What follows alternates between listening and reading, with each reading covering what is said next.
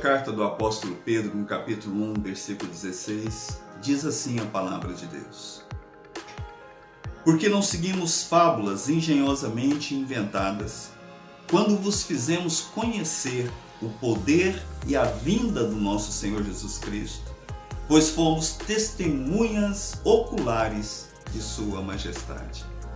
Feche seus olhos aí onde você está e vamos orar ao nosso Deus.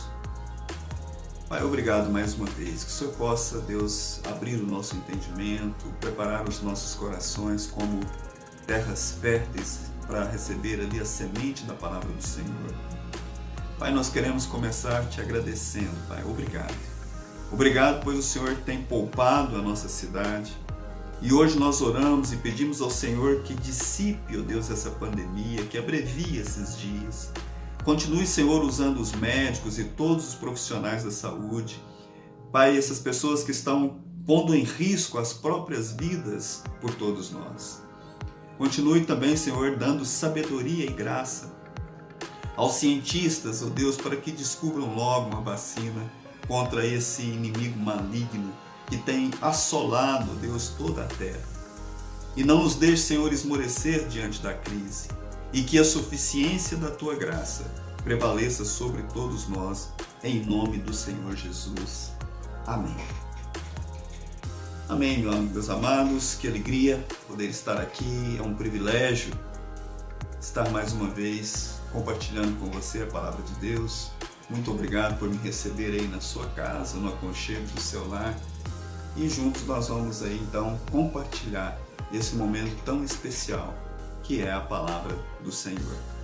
No texto que nós lemos, e antes eu gostaria de falar um pouco sobre o nosso título. O nosso título hoje é Onde está Deus diante da pandemia? E é uma pergunta recorrente nos últimos dias. A gente tem ouvido muito falar, visto pessoas que têm perdido aí parentes, que têm sofrido perdas significativas nas suas famílias, amigos. E essas pessoas, às vezes, elas não entendem a situação, o que está acontecendo, e o questionamento é sempre o mesmo. Onde está Deus? Por que Deus permite uma situação como essa?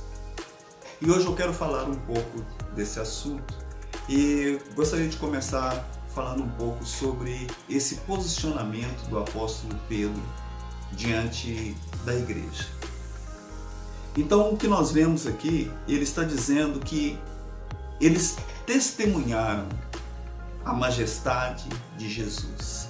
Eles não falam que testemunharam o poder de Jesus, mas eles testemunharam a sua glória, testemunharam a sua majestade.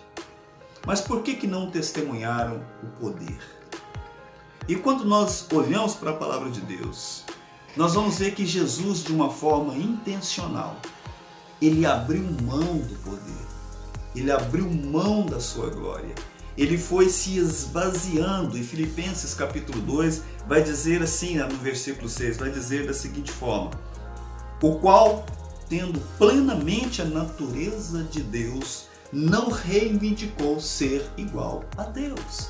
Ele poderia descer como Deus Todo-Poderoso, mas não, ele não reivindicou ser igual a Deus, mesmo sendo Deus. E no versículo 7 ele vai continuar dizendo assim: pelo contrário, ele esvaziou-se a si mesmo, assumindo plenamente a forma de servo e tornando-se semelhante aos seres humanos. Então, por essa razão, eles não testemunharam o poder. Por essa razão, Jesus não veio para demonstrar poder. Jesus, ele veio fazer uma demonstração de descendência, ele veio fazer uma demonstração de humilhação. Ele não veio revelar para nós a pessoa poderosa do Deus Todo-Poderoso, mas ele veio revelar para nós quem Deus é e não o seu poder. Ele foi o primeiro a dizer para nós que Deus é Pai. Deus é Pai. Até então ninguém chamava Deus de Pai. E Jesus, ele vem para mostrar para nós que Deus é Pai. E lá no Evangelho de João, no capítulo 1, no versículo 12, vai dizer assim: mas todos quantos o receberam, deu-lhes o poder de se tornarem filhos de Deus, a saber, aos que creem no seu nome. Então, quando você crê no nome de Deus, você recebe junto o poder de ser chamado filho. É reconhecido como filho quando você reconhece Deus como Pai. Quando você busca a paternidade do Pai, você é reconhecido como filho. Mas muitos ainda se relacionam com Deus como Deus e não como Pai. Muitas pessoas, mesmo dentro das igrejas, eles estão relacionando assim, eles não entenderam ainda que Deus nos quer como filhos, não como servos. Jesus vai falar, o servo não sabe o que seu patrão fala, mas o filho sim. Então ele nos chama de filho, ele nos chama de amigo, ele nos chama de irmãos. Nós somos isso. Deus, ele nos quer como filhos.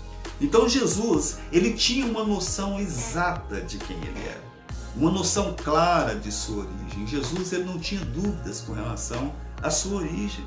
Então Pedro, ele vem testemunhar sobre isso, e ele vai testemunhar no versículo 17, ele vai falar assim: ele recebeu, olha só, ele recebeu honra, glória da parte de Deus, quando da suprema glória lhe foi dirigida uma voz que declarou: este é o meu filho amado, em quem eu me comprazo. Ora, versículo 18, nós mesmos, ele está falando aqui com os apóstolos, ele fala, nós mesmos ouvimos essa voz vinda dos céus, quando estávamos com ele no Monte Santo.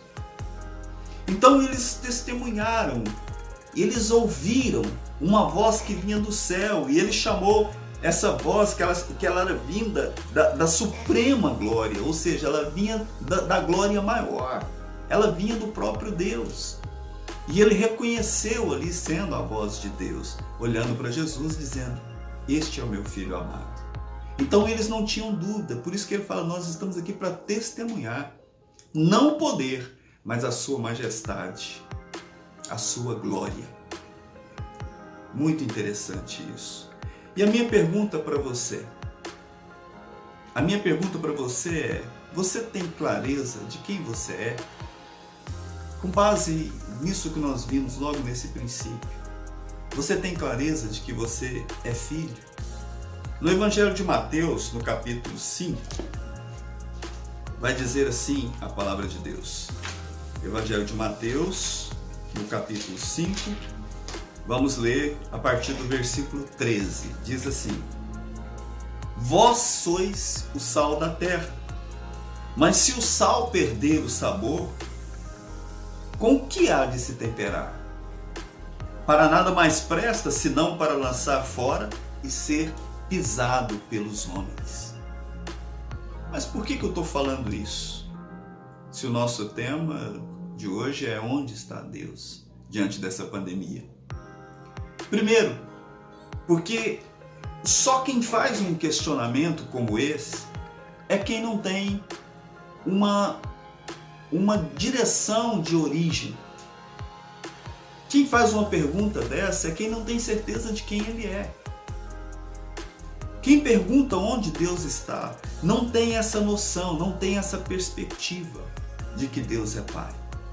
E em segundo, não conhece a Deus, e o que é pior, eles culpam a Deus por toda essa pandemia.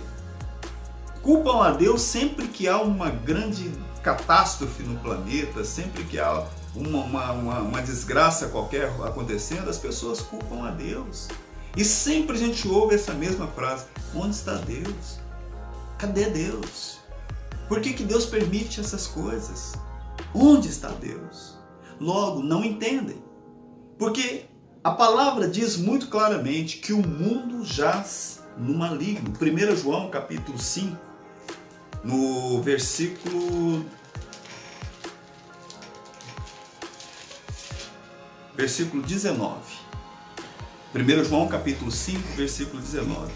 Vai dizer assim: estamos cientes de que o mundo inteiro jaz no maligno. Versículo 20.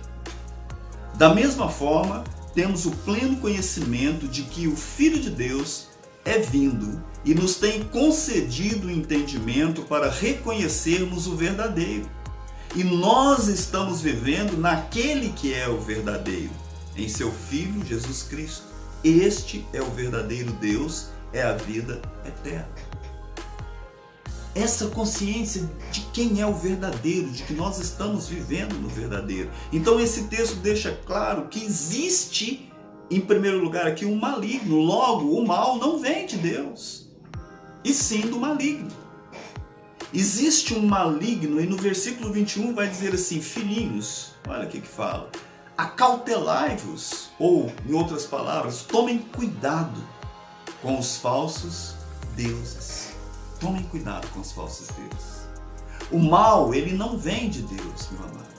Embora muitos defendam de que Deus, ele lança o mal para trazer juízo sobre um povo, para trazer juízo sobre os seus filhos, e depois ele vem ali e traz depois, tipo um bate-a-sopra. Não é bem assim que as coisas acontecem. Não é assim, e nós vamos ver uma situação muito clara que deixa para nós uma informação muito precisa lá no livro de Jó. Quando você vai ver que há uma permissão de Deus. Então nós estamos falando aqui da vontade permissiva de Deus e não da vontade de Deus. Tipo, não, eu quero fazer, eu vou fazer isso, eu vou destruir esse povo, eu vou acabar com esse povo. Embora a gente vai ver algumas situações nas interpretações bíblicas onde a ira de Deus ela sobe por uma situação muito específica. Mas aqui nós estamos falando de uma vontade permissiva de Deus. E Tiago capítulo 3, versículo 11, ele vai dizer assim: acaso pode da mesma fonte jorrar água potável e salobre? Agora Tiago capítulo 1. Tem hora que some um pouco os livros aqui da minha Bíblia, mas eu acho aqui rapidinho, achei. Tiago no capítulo 1, no versículo 17. Ele vai falar assim: toda boa dádiva e todo dom perfeito vem do alto. Toda boa dádiva e todo dom perfeito vem do alto, descendo do Pai das luzes, em quem não há oscilação, como se vê nas nuvens, sempre inconstantes. Em algumas versões fala que não há sombra de variação. Então Deus é Deus, não há mudanças, não tem variações. Deus é Deus. Todavia, embora o mundo jaz no maligno, Deus está no controle de tudo. Marca bem isso. Jaz no maligno, mas Deus está no controle. Eu volto a citar o livro de Jó. E você vai ver que Deus colocava limites para que o inimigo agisse sobre a vida de Jó. Ele está no controle de todas as coisas. É o que nós chamamos, mais uma vez, eu repito, a vontade permissiva de Deus. Então a grande questão é que a igreja ela está perdendo essa referência, a igreja ela está perdendo a sua identidade, a igreja ela está perdendo a percepção das virtudes das quais ela representa. Nós estamos perdendo e também nós estamos perdendo a percepção de quem é Deus. Quem é Deus de fato? Mas me permita mostrar quem é Deus para você dentro de uma percepção minha, né? Lógico, à luz da palavra de Deus. Dentro da minha percepção, à luz da palavra de Deus. E para isso eu quero te contar uma pequena história que está no livro de Atos dos Apóstolos. Eu vou abrir aqui, vou passar assim, algumas questões. Agora eu vou abrir mais rápido porque eu deixei marcado esse. Livro de Atos dos Apóstolos, no capítulo 8. E só fazendo um comentário, no capítulo anterior, no capítulo 7, nós vamos ver ali toda a situação, né, no versículo 54, da morte de Estevão. Então, Estevão, ele era um jovem e foi o primeiro mártir da igreja. Então, quando Estevão foi morto, foi apedrejado, e começa o capítulo 1, aliás, o versículo 1 do capítulo 8, começa dizendo assim, que Saulo, que é o que nós conhecemos como Paulo, o apóstolo Paulo, o grande apóstolo Paulo, aqui era Saulo, existe aí uma interpretação, o pessoal fala que Deus mudou o nome dele, mas não é nada disso. Na verdade, eu gosto de dar um exemplo, né? Uma pessoa que chama João aqui, um americano não consegue falar João, ele vai falar John, né? Então, da mesma forma, é uma questão de regionalidade. Nada que Deus mudou o nome, não. Então, e como ele era um cidadão, um homem com dupla cidadania, em Roma ele era conhecido como Saulo e no meio do povo hebreu ele era conhecido como Paulo. Então essa é a diferença, tá? Então você não vai ver lugar nenhum falando Deus mudou o nome de Paulo, não. É isso que acontece, é uma questão de regionalidade. Então Saulo, até então Saulo, diz que ele consentiu na morte de Estevão, ou seja, ele viu Estevão sendo apedrejado e consentiu. E diz aqui, continua dizendo no versículo 1, que fez-se naquele dia uma grande perseguição contra a igreja que estava em Jerusalém. E todos foram dispersos pelas terras da Judéia e de Samaria, exceto os apóstolos. Então a igreja inteira foi dispersada, só ficou os pastores daquela igreja ali. Todo mundo foi dispersado, mandou para o mundo inteiro. Então, o que acontece aqui, né, nessa história? Só para a gente contextualizar, essa igreja, a igreja que é conhecida por nós como a igreja primitiva, num primeiro momento ela era uma igreja que crescia muito. Para vocês terem uma ideia, o apóstolo Pedro, ele faz um primeiro culto, a primeira ministração do apóstolo Pedro, houve uma conversão de 3.000 almas. Num primeiro culto, 3.000 almas se converteram ao Senhor. Uma semana depois, ele vai fazer a sua segunda pregação, e na sua segunda pregação, 5.000 almas se convertem ao Senhor. Agora imagina você o que é uma igreja que ganha 8.000 almas em apenas uma semana.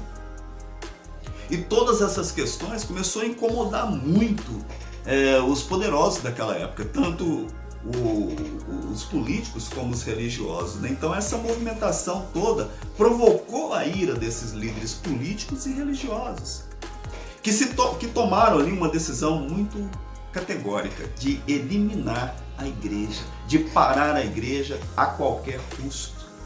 E para isso eles levantam o maior algoz da igreja, chamado Saulo de Tarso.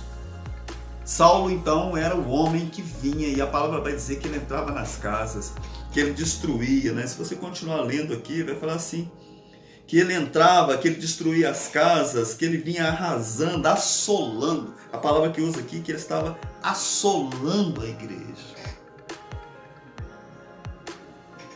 E a questão é que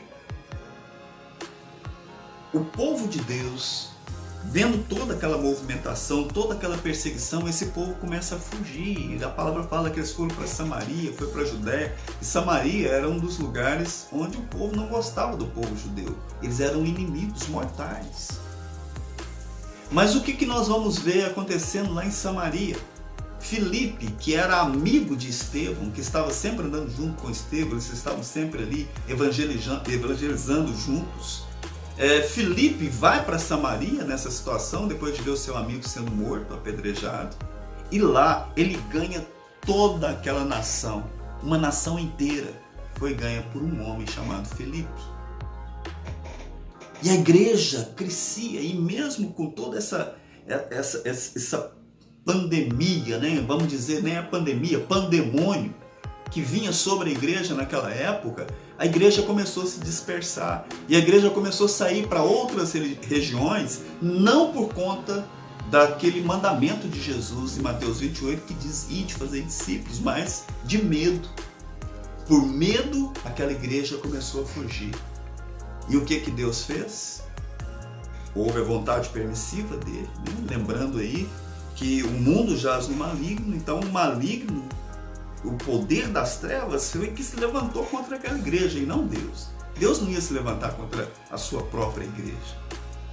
Então houve ali esse levante das trevas, o inferno, as hostes do inferno, insuflaram ali no coração daquele povo, daqueles líderes, e aqueles líderes vieram com toda a ênfase, com todo o ímpeto contra a igreja do Senhor Jesus. Não obstante disto, é lógico, resguardando aí as devidas proporções, nós estamos vivendo uma situação muito parecida, onde a igreja, os templos foram fechados. No mundo inteiro, os templos foram fechados. E a igreja foi dispersa aí num regime de quarentena, de isolamento social. A igreja foi dispersa. E quando a gente faz um paralelo com relação à igreja daquele tempo, aquele povo, chegou a um certo ponto, eles entraram numa linha de comodismo. Eles estavam acomodados. Eles não expandiam além de Jerusalém. E quando acontece toda essa crise, Deus ele usa aquilo que aparentemente era um mal maior e transforma na maior de todas as bênçãos. E esse homem, que era o maior algoz da igreja, ele tem uma experiência com Jesus na estrada de Damasco. Todos conhecem bem essa história. E a partir dessa experiência, ele se torna o maior missionário de todos os tempos, chamado agora apóstolo Paulo, porque agora ele tem um nome hebraico. Então ele agora se chama Paulo. E é difícil você imaginar hoje a Bíblia Sagrada sem as cartas do apóstolo Paulo. Nós somos muito edificados com as cartas do apóstolo Paulo. Então aquilo que era maldição, Deus transformou, e Deus faz isso, transformou aquilo em bênção. Então, a investida do maligno ali, na verdade, Deus ele converte aquilo tudo em bênçãos. Aquele povo, no primeiro momento, eles fogem, eles estão com medo, eles estão assustados, eles estão acuados. E hoje nós olhamos, às vezes você não foi infectado pelo vírus do Covid-19, mas você foi infectado aí pelo vírus do medo. Nós já falamos sobre isso em outras ministrações. O vírus do medo, de repente está sobre você, a angústia, a depressão. De repente você está se isolando, né? E a gente já começa a olhar para as pessoas e já começa a ficar com o pé atrás e fala, poxa, isso aí, né? Será? Se alguém tossir, então... Eu estive agora no supermercado e alguém tossiu perto de mim, eu fui lá para o outro lado. Né? Tem um pânico no coração da gente, ali no íntimo da gente, que você acha que está todo mundo doente, está todo mundo infectado. Por via das dúvidas a gente foge. Então não há mal nenhum em fugir para resguardar a sua vida, mesmo porque, eu vou te falar uma coisa muito séria, existem muitas pessoas que dependem de você, além dos que estão na sua casa. Existem muitas vidas, muitas almas que você ainda vai ganhar para o Senhor Jesus. E o inimigo sabe desse poder que de repente você mesmo não sabe. Mas o inimigo sabe, porque ele sabe, ele tenta te parar, ele quer te bloquear. Então por isso que ele investe. Então, mas não tem nada mal, eu volto a falar, não tem nada mal você se proteger. É importante aí obedecer às recomendações dos profissionais de saúde. É importante aí ter esses cuidados, né, usando máscaras, se resguardando ao máximo, evitando lugares aglomerados. É muito importante que você faça isso nesse momento. É muito importante que você preserve a sua vida, sim. Mas é importante também que você comece a pensar o que você pode fazer, o que Deus pode te usar. E eu vou te falar uma coisa, uma das situações que eu jamais imaginava fazer era sentar na frente de uma câmera e gravar um vídeo e postar esse vídeo no YouTube. Não era minha intenção, nunca foi minha pretensão, mas hoje eu vejo que é uma das formas que Deus está usando, que de repente a gente fechado aqui em quatro paredes, a ministração ela se limita às pessoas que ali estão. Enquanto que, de repente, num vídeo desse, eu não sei quantas pessoas vão assistir. Pode ser que ele fique lá anos, lá com 2, 3, 4, 5 acessos, mas daqui 1 ano, 2 anos, Deus fala, não, eu quero aquela palavra para aquele povo, e o povo começa a assistir. Vai ficar lá. É uma ministração que fica gravada, fica lá. Então é muito importante nós entendermos isso, porque as redes sociais, se a gente for pensar, é um dos maiores vilões hoje da igreja. É um dos maiores algozes aí da sua fé. É aquilo que realmente tem te travado, que tem te puxado para trás, que tem te tirado da presença de Deus. Então o que você vai fazer? Você vai usar agora aquilo que era um mal e vai converter isso em bênção. Começa a divulgar, começa a compartilhar esses vídeos, essas palavras que hoje estão abençoando a sua vida. Compartilha isso para o maior número possível de pessoas. E começa a fazer ações para que mais e mais pessoas alcancem a palavra de Deus. E a pergunta ainda continua: onde está Deus? E nós falamos muita coisa e pode ser que você ainda não entendeu aonde que está a resposta para essa pergunta. Onde está Deus? Que é o nosso tema, nós não podemos perder aí esse foco. Onde está Deus? Para te responder, eu quero lembrar da história de um grande homem de Deus, contemporâneo nosso, que morreu muito recentemente, chamado Billy Graham. Billy Graham era um homem de Deus, tão de Deus, que durante o velório dele, as pessoas elas gritavam, elas cantavam numa única voz e clamavam a Deus dizendo: Deus, faz de novo um homem como esse. Repete, Senhor. Era realmente, Billy Graham era de fato um homem de Deus, indiscutivelmente. E Billy Graham também se deparou com essa mesma pergunta que nós estamos ministrando hoje. Eu me lembrei disso agora há pouco. E ele fala o seguinte, quando eles perguntam para ele diante de uma situação daquele 11 de setembro fatídico, com o episódio das Torres Gêmeas. Alguém chega para ele e pergunta: onde está Deus? E ele dá uma resposta para aquela pessoa muito sábia. Ele fala: Deus ele está nos paramédicos, Deus ele está nos bombeiros.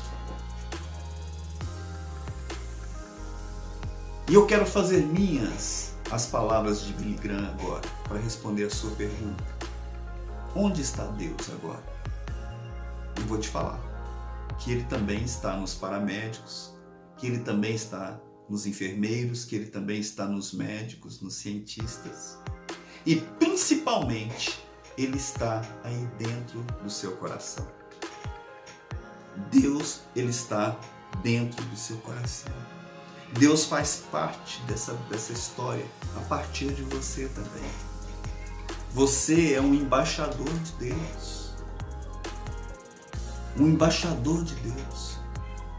Uma pessoa que precisa corresponder àquilo que é a expectativa dos céus para a sua vida. Eu quero terminar lendo um último versículo, que ainda está em 2 Pedro, no capítulo 1, lá no versículo 19, que diz assim, 2 Pedro, no capítulo 1, versículo 19. Sendo assim, temos ainda a mais concreta a palavra dos profetas.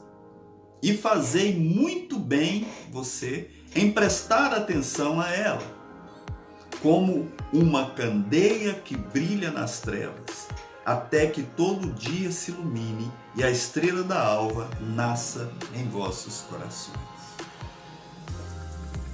Amados, nós somos essa candeia que levamos essa luz no meio das trevas. Preste muita atenção nisso. Nós somos a luz deste mundo. No texto que nós lemos agora há pouco, diz que nós somos o sal da terra. Na sequência vai dizer que nós somos a luz do mundo. Sal da terra e luz do mundo. E como luz do mundo, nós precisamos brilhar no meio das trevas. Assim como está profetizado aqui. E ele vai falar que a palavra dos profetas, elas são verdade porque não são profecias de homens, não são palavras de homens, são palavras de Deus. E é Deus quem está falando, que como candeias nós precisamos brilhar no meio das trevas até que venha a grande luz da alva, até que Jesus volte. Eu e você somos os responsáveis para levar a luz na vida de cada uma dessas pessoas. Que essa palavra tenha falado ao seu coração e que Jesus abençoe grandemente a sua vida, a sua casa, a sua família. Amém.